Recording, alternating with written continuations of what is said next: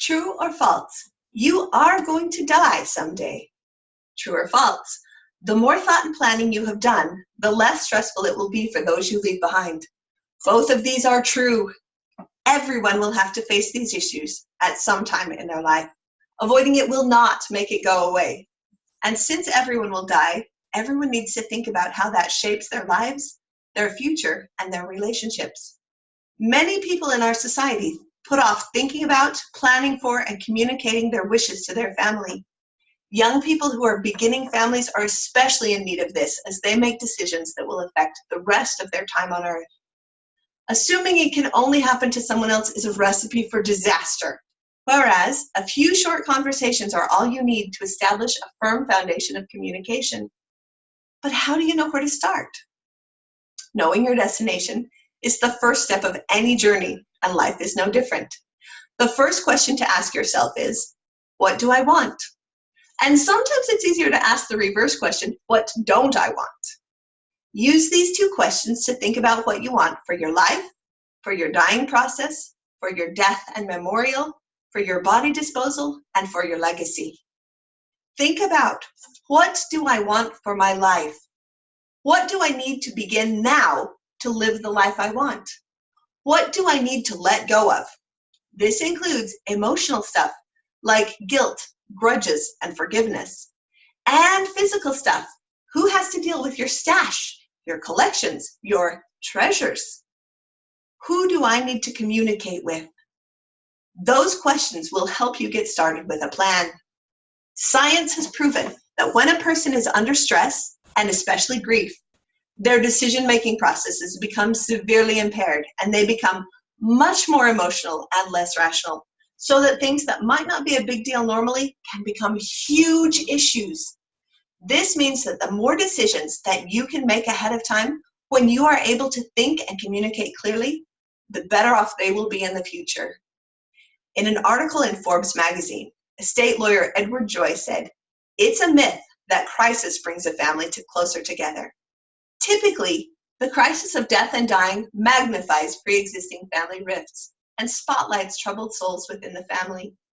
If you have a family where your parents believe your life should be extended at all costs, but your spouse believes your life should end with dignity and without pain, then you can expect your family to fight when making end-of-life medical decisions that you are too incapacitated to make." End quote. The problem is, the majority of Americans don't have a plan for the end of their life. USA Today reported that 64% of Americans don't have a will. It's even worse for people under 30. A Gallup poll reports that only 14% of those younger than age 30 and only 36% of adults with minor children have a will. One of the most important functions of a will is for parents to name guardians to care for their children in the event of their death. This avoids family fights, custody issues, and the potential of foster care for the children. Remember that procrastination is a choice. It just means you choose to put the responsibility and duty on someone else at a time when they are already burdened with grief and stress. As Edward Joy said, your estate plan itself is a gift to your loved ones. Most of the time, your loved ones want what you want. They need a roadmap to follow your wishes. Give them one. End quote. Imagine a young wife whose husband dies suddenly, leaving her with several small children. During this time of shock and pain, she will realize that her husband loved her so much that he made sure their family had enough insurance that she can afford to stay home with their children until they start school. He left written instructions on what he wanted for his funeral and his body disposal. He left his written testimony and the contact information for who needed to be notified.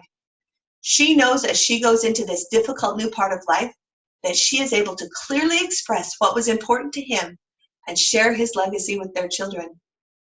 Now, imagine how this wife feels if she finds out that he meant to get around to doing those things, but he never actually did any of them. The solution is simple. Taking the time to plan and communicate now is all it takes to bless the rest of your loved ones' lives. Step 1 of the plan of action, all you have to do is spend 20 minutes this week thinking about what you want for your life and your legacy, and start thinking about how you will achieve it. Think about who you need to communicate with and what you need to start getting information about. Choose not to watch one TV show or skip playing one game on your tablet for 20 minutes and use that time to think about what is really important to you. Step 2, set aside 20 minutes a week for the next month or two. After you've thought about what you want, start talking to the people in your life who matter the most. Share your wishes. Talk about how your ideas affect them and find out what they want. And then write it all down. Make sure you keep it in a safe place and that several people know where it is and can access it if it's needed. Picture your loved ones knowing that you cared enough to put their peace of mind first. Think of how much peace and tranquility you will ensure by setting aside a few minutes every week to make and communicate your wishes, and the tremendous load of stress that is removed from your life when you've made clear, well thought out plans and taken the steps to put them in place. Then think about what might happen if you choose to do nothing. Think about your family being torn apart by fighting and harsh words spoken during a time of pain and distress. Think of relationships that are broken beyond repair simply because the ones who loved you the most weren't aware of what was the most important to you.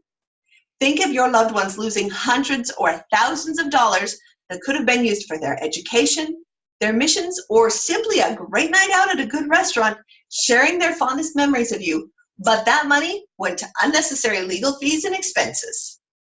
In Edward Joy's words, estate planning involves everyone you love and everything you own. You will die, but a small amount of time, effort, and thought now will yield huge results for your family down the road. Thinking, planning ahead, and talking about your decisions for death is not morbid or gruesome. It is logical, loving, and necessary.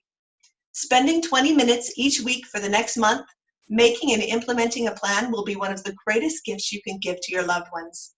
You will be able to relax, knowing that you have communicated your wants, your needs, and talk to your loved ones about their wishes. Do not put this off. You don't know when it will be needed.